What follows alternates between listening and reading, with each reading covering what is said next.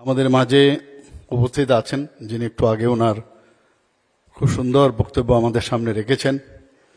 ওনাকে আমরা দেখেছি, খালি আমরা টেলিভিশনে দেখেছি, কিন্তু এইভাবে ইন প্রেজেন্স আমরা কখনো ভাবিনি যে দেখতে পাবো।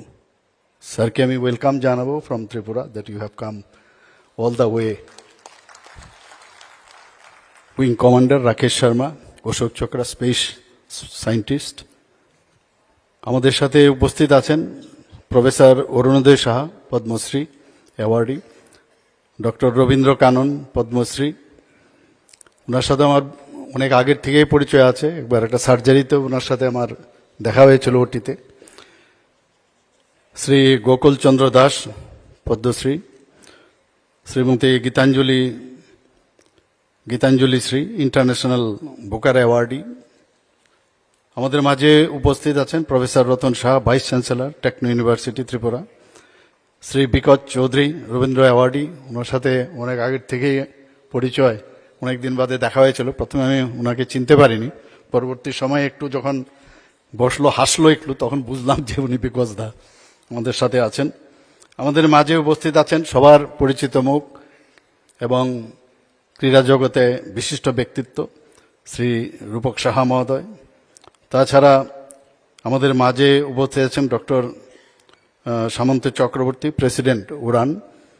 এবং এখানে যারা লেখক, সাহিত্যিকরা, কবি, সাহিত্যপ্রেমী, বিশিষ্ট ব্যক্তিবর্গ, উড়ানের সদস্যা এবং সাংবাদিক বন্ধুরা, সবাইকে এখানে আপনারা এই উপস্থিত থাকার জন্য হার্দিক অভিনন্দন ও শুভেচ্ছা জানাচ্ছি। সত্যি আমি কোনোদিন ভাবিনি যে এই ধরনের একটা প্রোগ্রাম হতে পারে। যখন উড়ানের পক্ষ থেকে সমস্ত সদস্যরা আমার কাছে এলেন, বললেন যে এই ধরনের আমরা একটা প্রোগ্রাম, একটা সাংস্কৃতিক সংগঠন আমরা, এবং এখানে এই ধরনের একটা আয়োজন আমরা রেখেছি। আমি প্রথমে বুঝতে চেষ্টা করলাম, এক তো উড়ানের শব্দের বিষয়টা আমি বুঝতে চেষ্টা করলাম। পরবর্তী সময়ে যখন আমি কনভিন্সড হলাম যে না, এই সংস্থা হয়তো সামনের দিকে এই ধরনের যখন প্রোগ্রাম ওনারা করতে যাচ্ছে, নিশ্চয়ই সেটা মানুষের জন্য এটা খুবই ভালো হবে এবং আমাদের জন্য লাভবান হবে। 3 দিনের এই সাহিত্য সম্মেলন এখানে হচ্ছে। আমি ওনাদের প্রোগ্রামটা আমি দেখছিলাম যে বিভিন্ন স্লটে বিভিন্ন যারা বাইরের থেকে বিশিষ্ট ব্যক্তিরা আসছেন, সাংস্কৃতিক জগতের ব্যক্তিত্ব, বিভিন্ন অন্যান্য ক্ষেত্রেও যারা বিশিষ্টজনেরা ওনারা আসছেন, এবং 3 দিন সমানে তাদের কথা আমরা এখানে শুনব। যদিও রাজ্যের সরকারি ও বেসরকারি উদ্যোগে সাহিত্য উৎসব এখানে অনেকবার আয়োজিত হয়েছে, আমরাও সেটা এখানে কয়েকবার, আমিও নিমন্ত্রিত ছিলাম, আমিও এসেছি। তো আমার পক্ষে এটা সত্যি একটা আনন্দের বিষয় যে দেশ বিদেশের বহু খ্যাতনামা দিকপাল, সাংস্কৃতিক ব্যক্তিত্ব, তাছাড়া শিল্পী ও কবি সাহিত্যিকদের এখানে সমাগম ঘটেছে। এখানে আজকে আমরা এই সম্মেলনকে কেন্দ্র করে যারা শিল্পী, সাহিত্যিক, সৃজনশীল ব্যক্তিত্ব, সাহিত্য ও সংস্কৃতিপ্রেমী জনগণ যারা সমবেত হয়েছেন, তাকে আমি আমার ব্যক্তিগত তরফ থেকে এবং রাজ্য সরকারের তরফ থেকে হার্দিক অভিনন্দন, শুভেচ্ছা ও স্বাগত জানাচ্ছি। আমরা সবাই জানি, একটু আগে এখানে ঘোষক বলছিলেন যে আমরা যে জায়গায় আমরা আছি, সবাই জানেন যে যাকে মানে কালজয়ী সুরকার বলা হয়, গীতিকার, সঙ্গীতার্য কুমার শচীন্দ্র বর্মনের এই জায়গায় উনি আমাদের এই রবীন্দ্র ভবন আমাদের দান করেছিলেন এই সরকারকে। ওনার এই জায়গায় কিন্তু আজকে এই রবীন্দ্র ভবন, এবং এইরকম একটা শহরে, এবং রবি ঠাকুর সবসময় এখানে 7 বারের কথা বলা হয়েছে, কয়েকবার এখানে উনি এসেছেন।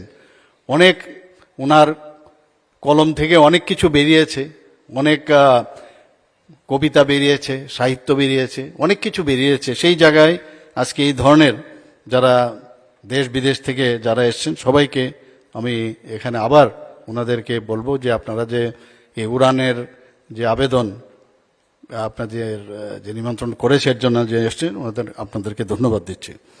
আজ 21শে ফেব্রুয়ারি আমরা সবাই জানি যে মাতৃভাষা দিবস, এবং এটাও আজকে উদযাপিত হচ্ছে সব জায়গায়। 1952 সালের আজকের দিনে বিশেষ করে পূর্ব পাকিস্তানের যে মাতৃভাষাকে রক্ষা করার জন্য নিজেদের জীবনকে যারা উৎসর্গ করেছিলেন তাদেরকেও আজকে স্মরণ করার দিন।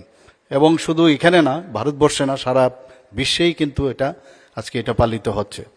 এবং যারা এই মাতৃভাষাকে রক্ষা করার জন্য যারা আত্মত্যাগ করেছেন, আমি তাদের প্রতি আজকের দিনে আমি শ্রদ্ধা নিবেদন করছি।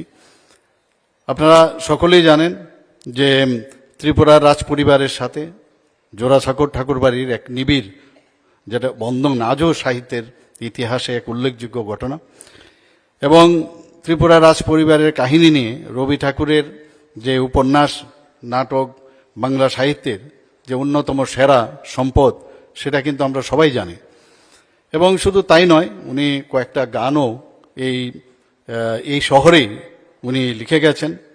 এবং এই শহরে শুধু রবীন্দ্রনাথ নয়, আমাদের কাছে যা ইতিহাস আছে, ঔপন্যাসিক বিভূতিভূষণ বন্দ্যোপাধ্যায়ও এবং আরও অনেক কৃতি গুণী লেখক সাহিত্যিক এই ত্রিপুরা এবং আগরতলা এসে গেছেন। ত্রিপুরার রাজ পরিবারের রাজারা ছিলেন, আমরা সবাই জানি, ওনারা শিল্প, সাহিত্য, সংস্কৃতির পৃষ্ঠপোষক ছিলেন। বহু কৃতি গুণী শিল্পী সাহিত্যিকদের সমাবেশে ঘটেছিল ত্রিপুরার যখন রাজদরবার ছিল, সেখানে বহু লোক, গুণী ব্যক্তিরা এখানে এসেছিলেন। আমাদের ত্রিপুরার রাজাদের সম্পর্কে আমরা জানি, ওনারা একাধারে যেমন রাজকর্ম চালিয়েছেন, আবার আরেক দিক দিয়ে ওনারা নিজেরও কবি, চিত্রশিল্পী, সুরকার ও গীতিকার। মহারাজা বীরচন্দ্র মাণিক্য থেকে শুরু করে মহারাজা বীর বিক্রম কিশোর মাণিক্য বাহাদুরের সময়কাল থেকেই ত্রিপুরার রাজদরবারে দেশ বিদেশের বহু খ্যাতনামা শিল্পী, কবি, লেখক ও সাহিত্যিকরা ত্রিপুরা এসেছিলেন। এবং আমরা এটাও জানি যে বহু কবি, শিল্পী, তাদেরকে আর্থিকভাবেও এই রাজ পরিবার থেকে ওনাদেরকে সাহায্য করা হয়েছিল। ত্রিপুরা আমরা জানি যে এখানে 19টা জনজাতি সম্প্রদায়ের জনগণ রয়েছেন, তাদের নিজস্ব কিন্তু কৃষ্টি, সংস্কৃতি, ভাষা, ঐতিহ্য রয়েছে, যেটা আমরা বাইরেও যখন যাই বারবার আমরা গর্ববোধ করি। এখানে 19টি জনজাতি সম্প্রদায় যেমন আছে, আবার এখানে মণিপুরি, বাংলা, সেই ভাষাও কিন্তু এখানে আছে এবং সেই ভাষাভাষীর লোকও এখানে বাস করে, যেটা আমরা বলি ইউনিটি ইন ডাইভার্সিটি, বৈচিত্র্যের মধ্যে ঐক্য। সেই মূল মন্ত্র আমরা যদি দেখি, ত্রিপুরার মধ্যে কিন্তু সেই বৈচিত্র্যের একটা ঐক্যের যে নানাবিধ, সেটা কিন্তু পরিস্ফুট। এখানকার প্রকৃতি, জল, হাওয়া, পরিবেশ, মানুষের জীবন যাত্রা, রীতিনীতি, পাহাড় ও সমতলের যে একটা নিবিড়, যে একটা বন্ধুত্বের যে সংস্কৃতির একটা উপাদান আমি বলতে পারি। আমরা সংস্কৃতির বহুরূপতা সাহিত্যের নানা ক্ষেত্রে এই ত্রিপুরাতে তা বিদ্যমান। বাঙালি, জনজাতি, সংখ্যালঘু সম্প্রদায়ের প্রত্যেকের এক একটি উজ্জ্বল সংস্কৃতি আমাদের গৌরবময় ঐতিহ্যকে এখানে এগিয়ে নিয়ে যাচ্ছে। এই সাহিত্য সম্মেলনে যারা এসেছেন তাদের নিজ নিজ ক্ষেত্রে এক একজন উজ্জ্বল নক্ষত্র। আমরা সবাই জানি, যখন নামগুলো এসছে তখনই আমরা বুঝছিলাম যে উড়ানের তরফ থেকে যাদেরকে সিলেকশন করেছে, আমি ওনাদেরকে ধন্যবাদ দেব যে কিভাবে ওনারা সিলেকশনটা করলেন। তো আমি আশা করব যে ত্রিপুরার যে কৃষ্টি সংস্কৃতি, এখানে যারা বাইরের থেকে এসছেন তাদের তুলি কলম, মেধা ও প্রজ্ঞা, এদের মাধ্যমে ত্রিপুরা যাতে আরও এগিয়ে যায় সেইভাবে আপনারা সাহায্য করবেন। এবং এখানে শুধু তাই না, আমরা প্রতি বছরে এখানে বইমেলা, আগরতলা বইমেলার এখানে উদযাপন আমরা সবসময় আয়োজন করি এবং সেখানে লেখক, পাঠক, প্রকাশক এবং সমাজের শুভবুদ্ধি সম্পন্ন মানুষের যে একটা রিলেশন, সেটাও কিন্তু সেখানে আমরা দেখতে পাই। শুধু এখানেই নয়, আগরতলাতে শুধু না, অন্যান্য মহকুমাতেও আমরা সেটা চেষ্টা করছি। বিশালগড়া এখনো সেই বইমেলা চলছে। শুধু তাই নয়, অটল কবিতা উৎসব এখানে আয়োজন করা হচ্ছে এবং এতেও কিন্তু আমাদের যারা কবি সাহিত্যিকরা তাদের যে সৃষ্টির যে সম্ভার, সেটা কিন্তু উপস্থাপন করার সুযোগ রয়েছে। সরকারি উদ্যোগে রাজ্য স্তরে নাট্য উৎসবের আয়োজন করা হয়। তথ্য ও সংস্কৃতি দপ্তরের উদ্যোগে আমরা একটা ক্যালেন্ডার, সাংস্কৃতিক ক্যালেন্ডার, সেটাও আমরা করেছি এবং সেই ক্যালেন্ডার অনুযায়ী প্রতিনিয়ত সারা বছরই আমাদের বিভিন্ন অনুষ্ঠান এখানে হয়ে থাকে। তাছাড়া বেসরকারি উদ্যোগেও সেমিনার, আলোচনা সভা, কবি সম্মেলন, বিভিন্ন মনীষীদের যে জন্মদিবস উদযাপন, মেলা, উৎসব আয়োজনে সরকারিভাবে পৃষ্ঠপোষকতা করা হচ্ছে। আমরা চেষ্টা করছি ত্রিপুরার যাতে সংস্কৃতি আরও বেশি উর্বর হয়, সেই দিক দিয়ে কিন্তু আমরা আমাদের ত্রিপুরা সরকার এবং আইসিএ ডিপার্টমেন্ট থেকে মানে সবসময় চেষ্টা করছি। আমরা জানি যে ত্রিপুরাতে শুধু এইসব যে শিল্পী সাহিত্যিক বা সমাজের বিভিন্ন ক্ষেত্রে যে এখন পর্যন্ত আমাদের পদ্মশ্রী সম্মানে কিন্তু ভূষিত হয়েছে। এর মধ্যে আমাদের এখানে উপস্থিত আছেন গত এই বছরেই আমাদের ডক্টর অরুণোদয় শাহ, আপনারা সবাই জানেন উনি পদ্মশ্রী সম্মান লাভ করেছেন।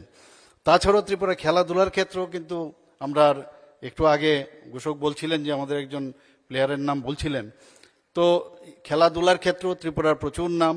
এবং ত্রিপুরাকে আমরা আশা করি যে এই ধরনের যে অনুষ্ঠান আজকে উড়ানের মাধ্যমে হয়েছে, আগামী দিনও তারা এই ধরনের লিটারেচার ফেস্টিভ্যাল তো করবেনই, পাশে পাশে আরও অন্য কিছু যেটা করা উচিত আমি মনে হয় ওনারা ফিলান্থ্রপিক ওয়ার্ক সেই বিষয়ে ওনারা রেখেছেন। এবং রাজ্যের বাইরের শিল্পী সাহিত্যিক কবি বুদ্ধিজীবী সকলের যে অংশগ্রহণ ও পারস্পরিক মত বিনিময়ের মাধ্যমে সাহিত্যের যে এই আয়োজন সেটা প্রাণবন্ত হবে বলে আমি বিশ্বাস। সবাইকে এখানে উপস্থিত থাকার জন্য হার্দিক অভিনন্দন ও শুভেচ্ছা জানিয়ে আমার বক্তব্য শেষ করছি। জয় হিন্দ। অনেক অনেক ধন্যবাদ, অনেক কৃতজ্ঞতা এবং আন্তরিক প্রণাম মহাশয়। অনেক ধন্যবাদ, আপনি আমাদের এই আয়োজনে সামিল হয়েছেন। প্রধান অতিথি এবং উদ্বোধকের ভাষণ আমরা সবাই মিলে শুনলাম।